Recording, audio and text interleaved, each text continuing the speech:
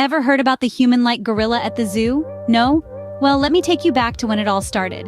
Our tale begins with a rather unfortunate event. The only gorilla at the city zoo had just passed away from old age, right before the gates were about to open. Quite the predicament, wouldn't you say?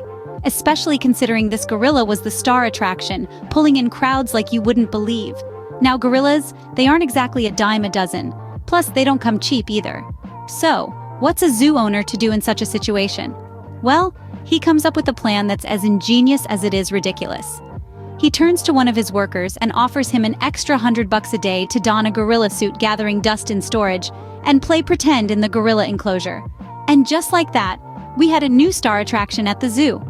The human-like gorilla.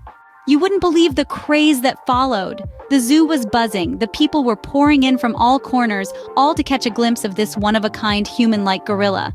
It was like a 4-star celebrity had decided to take up residence at the zoo. This new gorilla was doing things that no gorilla had ever done before. It was uncanny, it was entertaining, it was human. The way it moved, the way it interacted with the audience, it was like watching a slapstick comedy show, but with a gorilla as the star. The crowd couldn't get enough of it. The laughter, the gasps, the sheer joy on people's faces, it was a sight to behold. It was a gorilla gone viral moment.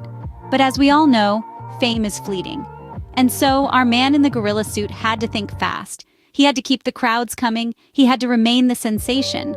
But how? So our gorilla guy decides to spice things up a bit. He's seen the crowd starting to thin, his 15 minutes of fame fading.